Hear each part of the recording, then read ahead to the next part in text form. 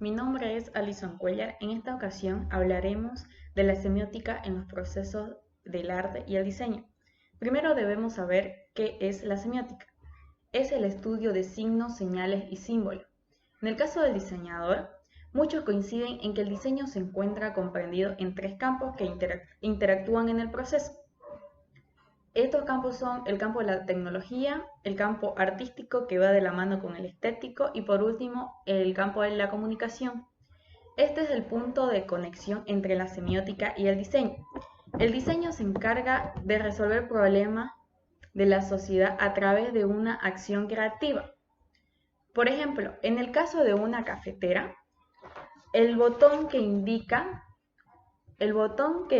indica, la temperatura del agua es un signo el cual está elaborado con la semiótica y el diseño. Y en el caso de donde va la taza, no es un lugar deliberado, es una necesidad la cual resuelve el diseño y la semiótica. En el siguiente punto, que es el objeto diseñado, para la construcción de un objeto, el diseño debe representar una necesidad. El diseñador debe observar una necesidad antes de realizar el objeto. El diseño necesita tener sentido, necesidad, la cual el diseñador interpreta y una vez creado el objeto, el valor le da el usuario de una manera subjetiva.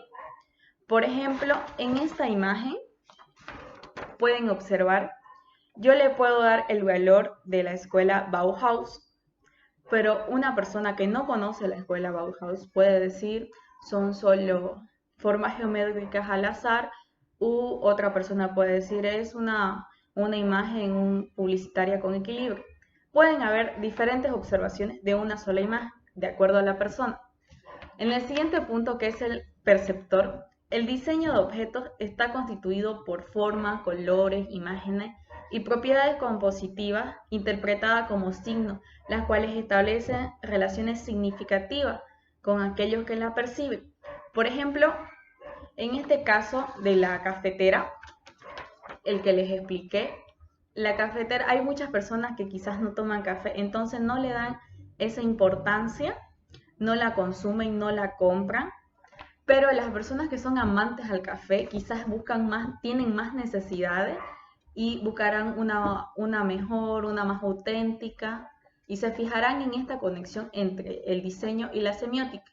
Por último, en el mensaje es un conjunto de artes, de técnicas que van dirigidos a un público objetivo, con el fin de conocer cierta información, de recibir, de que otras personas reciban esa información.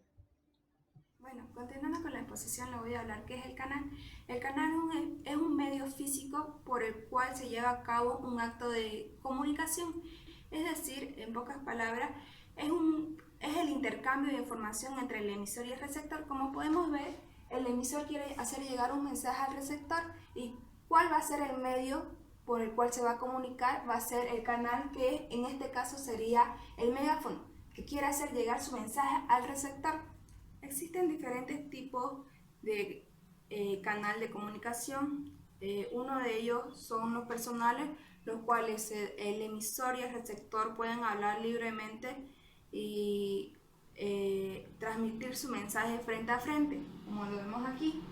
Y los masivos son donde el emisor trata de que su mensaje sea transmitido a varios receptores al mismo tiempo, como lo son la radio, la televisión, la prensa escrita, pero además hay diferentes tipos de canales, los cuales son las ondas sonoras, los pulsos telefónicos, que son la telefonía, las ondas de radio que dan a transmitir a diferentes tipos de radio, la fibra óptica, que son las señales de las computadoras, del internet y lo más antiguo que era el papel. El código, ¿qué es el código? Se le denomina el código al lenguaje o a la encriptación en la que se transmite el mensaje de emisor a receptor. Es decir, el emisor codifica el mensaje y el receptor lo decodifica para poder entenderlo. Más que todo a esto llamamos lo que es el idioma, la lengua. Lo que permite el código es traducir en unidades significantes un objeto, ya sea que sea físico o mentalmente. Los códigos se dividen en tres grandes grupos, los cuales son los códigos lógicos, los estéticos y los sociales. Tocaremos a fondo bien lo que son los códigos lógicos. Los códigos lógicos son los que responden a una experiencia objetiva y cognitiva. Estos pertenecen al campo racional y su función consiste en significar la experiencia objetiva y la relación entre el hombre con el mundo.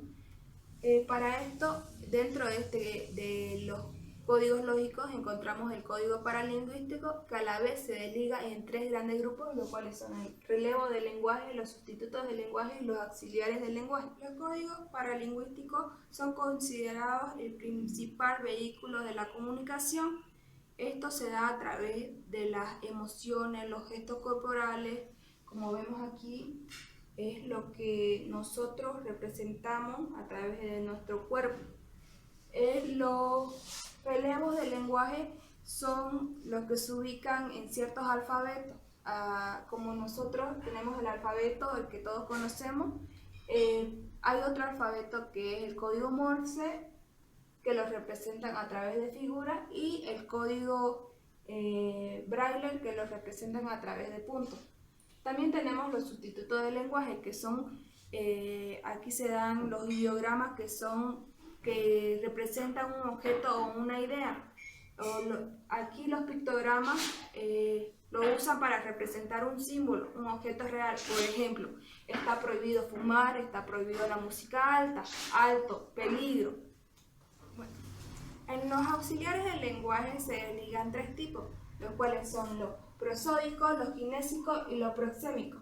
Bueno, ¿qué son los auxiliares del lenguaje? Son los que acompañan de forma paralela al discurso. Por ejemplo, yo estoy usando mis gestos corporales para dirigirme a ustedes. Los prosódicos son los que usan los gestos corporales. Por ejemplo, si estamos en una pelea, vamos a usar los gestos que estamos enojadas, y vamos a usar las manos, quizás, ¿no?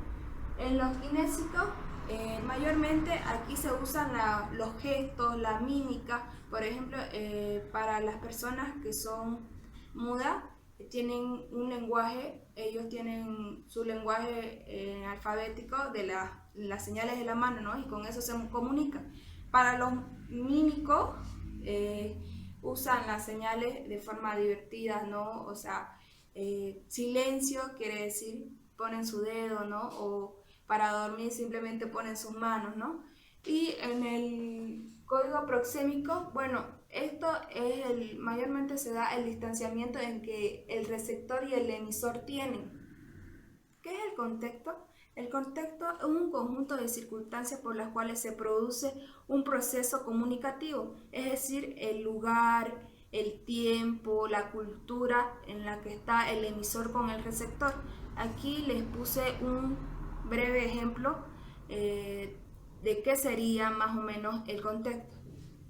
Le puse una pequeña oración, la cual es una adolescente aconsejando a su amiga en un parque.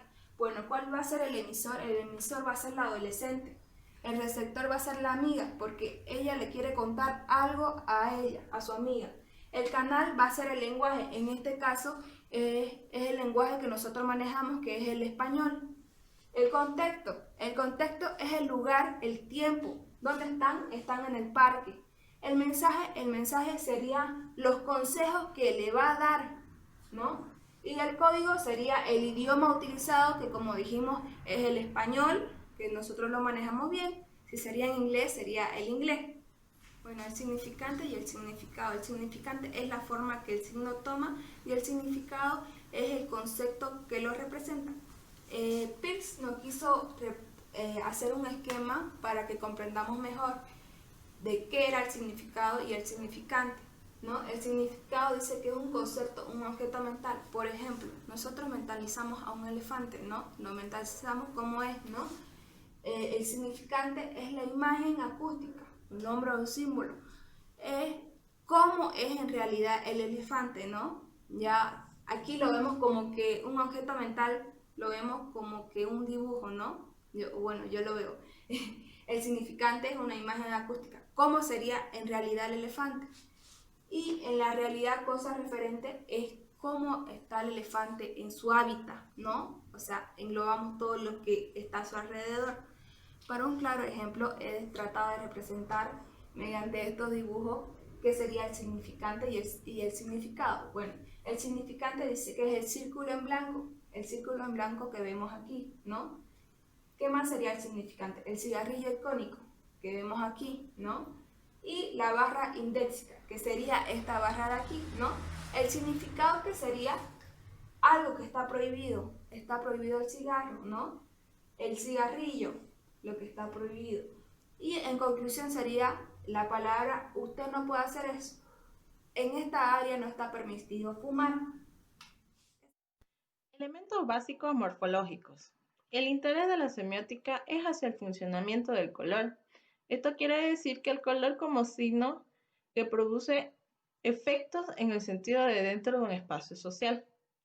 Inciso A. El color. ¿Qué es el color?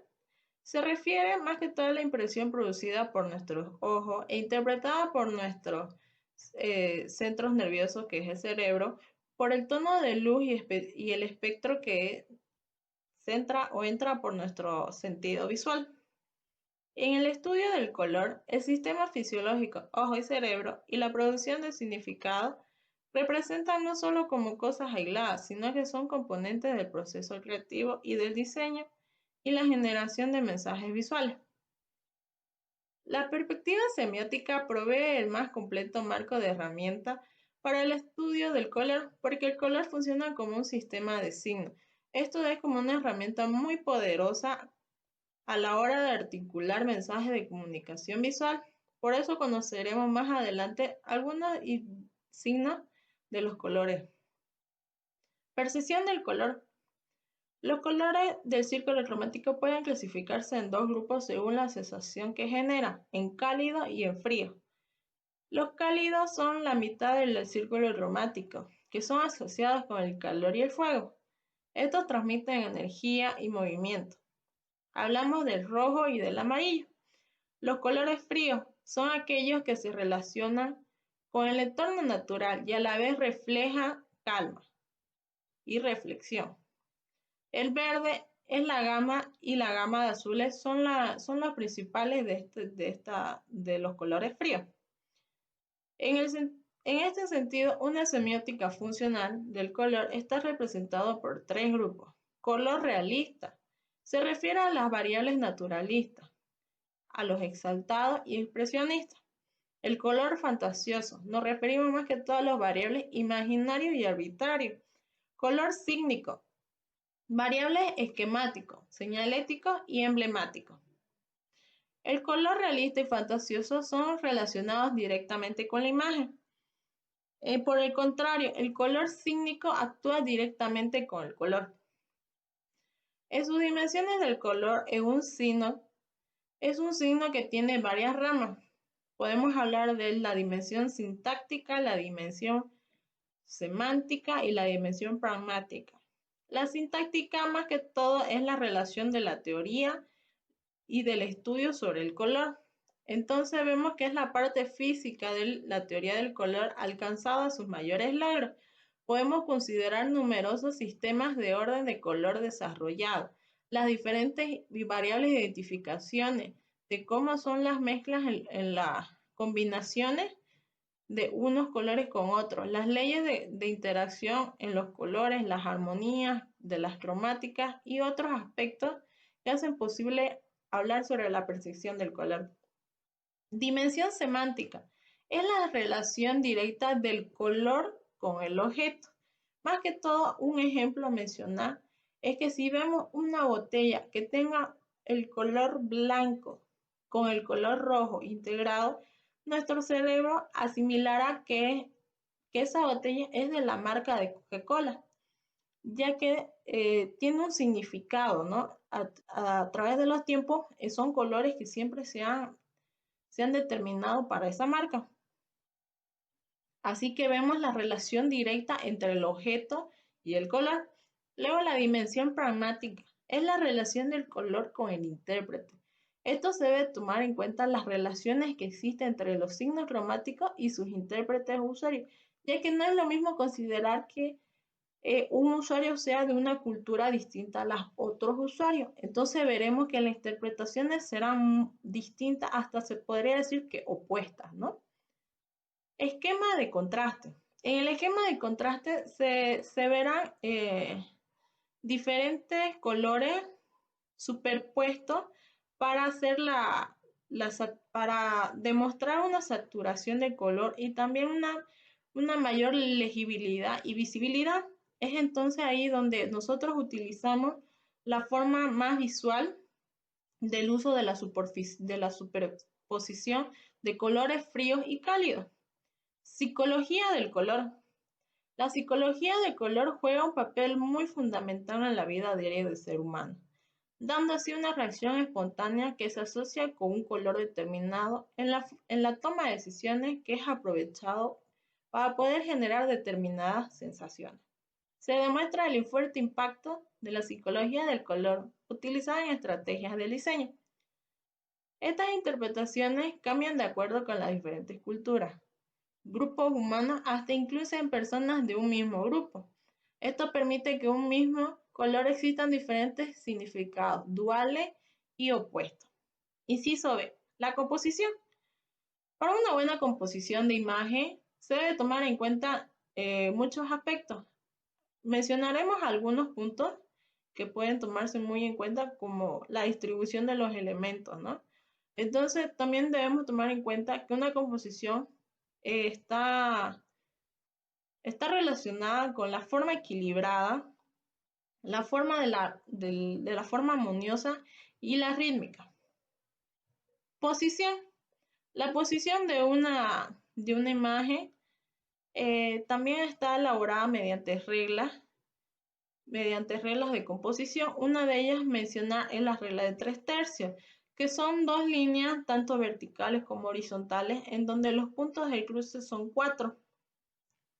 Esos 4 puntos del cruce son utilizados para colocar el objeto a enfocar. El contraste de color. Cuando hablamos de los contrastes, vemos que es para utilizarlo de forma llamativa la imagen y así tener una mayor legibilidad, ¿no? Inciso C, texturas. Es una cualidad visual y táctil de la superficie de todo lo que nos rodea. Cada superficie está tomada por diferentes materiales que nos da una percepción distinta. La textura es expresiva, significativa y también de por sí unas reacciones variables al espectador. La realización de texturas en el diseño tiene dos papeles destacables, que es uno funcional y otro estético. También podemos hablar en la clasificación de texturas. Tenemos dos tipos de clasificaciones. Tenemos las texturas visuales y las texturas táctiles. Las visuales son percibidas a través de los ojos sin tener el volumen, denominadas así texturas gráficas, porque se realizan en superficies planas. Las texturas táctiles son las superficies propias del objeto, dependiendo del material en que estén hechos. La línea es un elemento visual de primer orden. Posee varias grandes funciones. Entre esas tenemos separar planos entre sí, la capacidad de crear vectores de dirección, podemos dar volumen mediante sombra, podemos utilizar para representar terceras dimensiones y podemos manejar características estructurales. Pero entre las más importantes están señalar y significar. Tenemos 3 tipos de líneas: las líneas objetuales, las líneas de sombreado y las líneas de contorno. Las líneas objetuales son las que se perciben como unidimensional. Las líneas de sombreado son las que dan volumen y profundidad, y las líneas de contorno son las que dan definición a las imágenes. Tenemos la forma. La forma es la propiedad de la imagen o de un objeto que define su aspecto. También es como el movimiento que tienen las cosas para lograr obtener su lugar en el espacio. La forma de un objeto suele estar reconocida por estar delimitada por un borde. En otro término podemos decir que la forma constituye el contorno a un borde exterior de una entidad visual. También se pueden identificar características como la textura, el color y el tamaño. Tenemos la dimensión. La dimensión es un factor que afecta de manera muy notable el peso visual, ya que de él depende también el equilibrio de las composiciones. Las dimensiones también imponen jerarquización y también producen un impacto visual. Tenemos los planos. Los planos tienen una naturaleza absolutamente espacial, que no solo quedan ligadas al espacio de la composición, sino que también tienen otros atributos como la superficie y la bidimensionalidad. Una de las propiedades más notables de la dimensión es su capacidad de codificar bidimensionalmente las características de un objeto. Continuando con los aspectos morfológicos, uno de ellos es los ángulos. El ángulo o punto de vista se valora a partir de la altura de la mirada del hombre, es decir, la mirada natural, por lo que este elemento puede reforzar o puede contradecir la impresión de realidad. En general, la toma es desde la altura de los hombros, ya que esta proporciona mayor sensación de realidad y de naturalidad a la escena.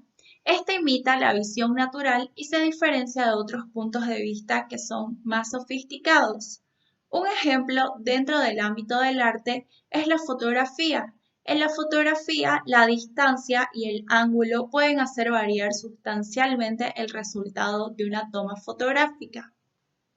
Otro punto es la iluminación. Este es un aspecto más de la configuración de las imágenes, ya que de ella depende que sean percibidas las formas, los colores y el resto de los elementos visuales. La luz existe implícitamente en la representación, pero también es sugerida a través de la relación de contraste, sombras proyectadas y demás recursos visuales. Continuando con el ejemplo que les di de fotografía, en una foto la dirección de la luz y la altura es la que incide en la importancia decisiva en el aspecto general. La dirección de la iluminación también depende de la sensación de volumen, textura e intensidad de los colores. Ahora yo les voy a explicar el proceso sígnico. Como ya conocen, el signo se utiliza para transmitir una información, para decir o para indicar a alguien algo que otro conoce y quiera que lo conozcan también los demás. Esto se inserta en un proceso de comunicación que es fuente, emisor, canal, mensaje y destinatario. El proceso de comunicación es un proceso de estímulo-respuesta. El mensaje puede ser y casi siempre es la organización compleja de muchos signos. El emisor es identificado como parte de la fuente. El aire por el cual viajan las ondas sonoras es conocido como el canal y la palabra es el mensaje, que va con un solo signo aislado. Entre el emisor y el destinatario tiene que haber un código común, es decir, una especie de reglas que tengan un significado al signo. Gracias.